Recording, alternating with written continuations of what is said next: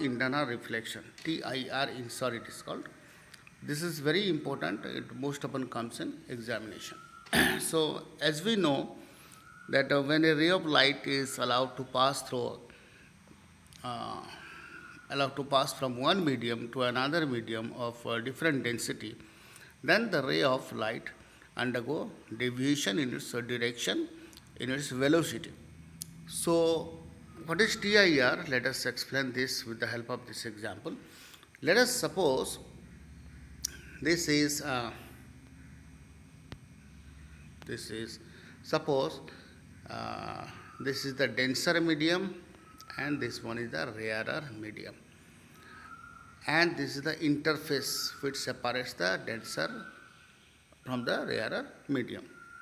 Now let us consider ray of light. It travels from the denser to rarer medium, and as we know, when a ray of light enters from denser to rarer medium, then it bends away from the normal. Suppose this is the ray of light which enters from denser medium and goes to the rarer medium. So it would have gone straight like this in absence of any other medium. If the medium is same, then it would have gone straight. But as the ray of light is passing from a denser to a rarer medium, then it bends away from the normal like this. If we go on increasing the angle of incidence, then the angle of refraction also increases in the rarer medium. At a particular value of angle of incidence in the denser medium, you see here this one, the corresponding angle of refraction is just 90 degree, like this. So, this particular value of angle of incidence,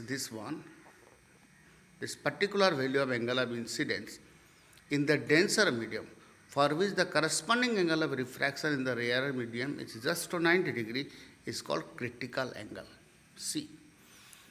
Now, if the angle of incidence is increased beyond critical angle in the denser medium, then the ray of light will not be refracted, rather it will be reflected back to the same medium. See here. This phenomenon of light is called total internal reflection. So the ray of light will be totally internally reflected. That means when an incident ray of light passes from a denser to a rarer medium at an angle greater than critical angle, then the ray of light will be reflected back to the same medium. This phenomenon is called total internal reflection. Now, what are the conditions for total internal reflection? So, let us see the conditions for total internal reflection.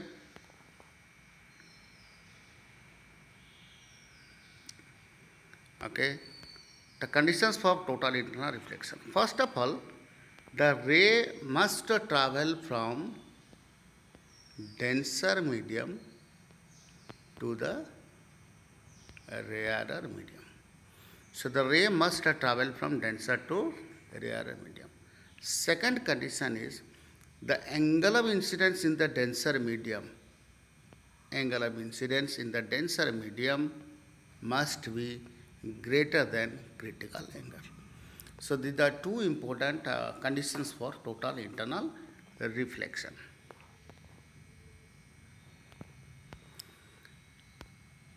Next is examples of total internal reflection. You see here, this is a picture of mirage. This occurs in hot regions like deserts.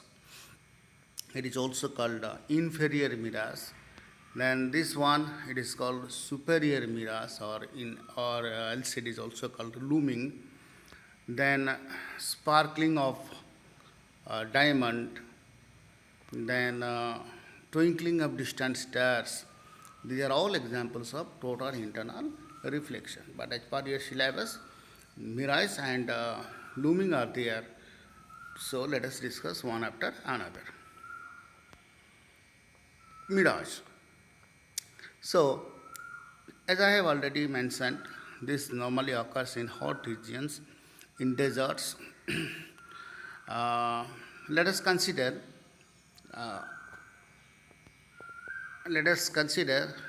a palm tree in the desert.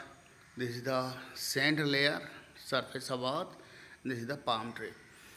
The layer of air which is in immediate contact with the sand surface is relatively more hotter as compared to the upper successive layers.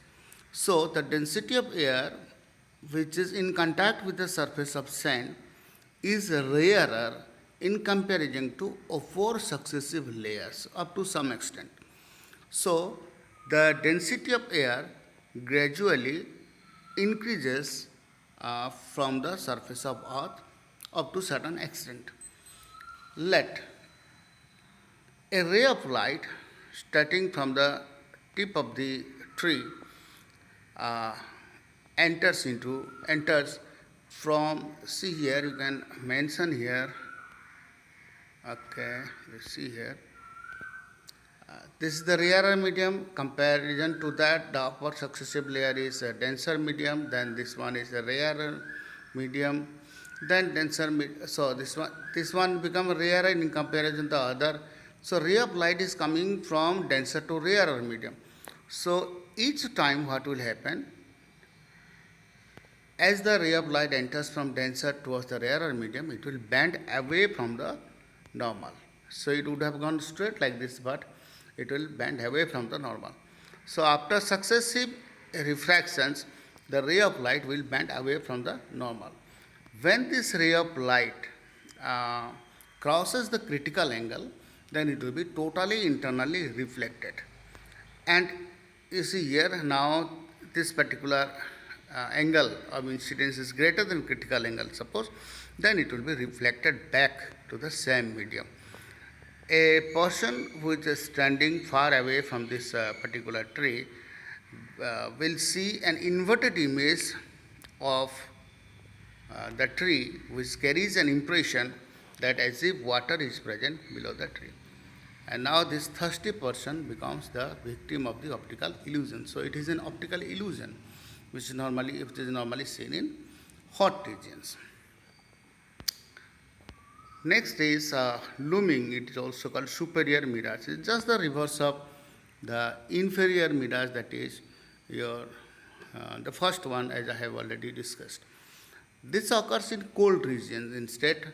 So here you can see, now you can see here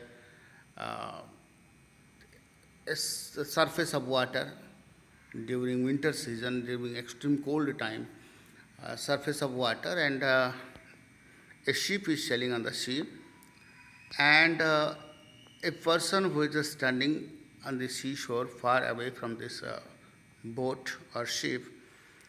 Now see, the layer of air which is in immediate contact with the surface of water is relatively denser as compared to the upper successive layer because of extreme cold on the surface of water. So the layer of air, the density gradually decreases above the surface of water.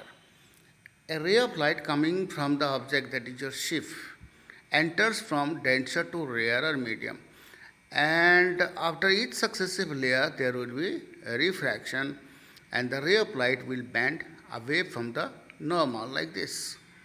When the ray of light crosses the critical angle, it will be reflected back, and when it enters into the eye of a spectator or observer, it could able to see an inverted image of the boat much above the surface of water.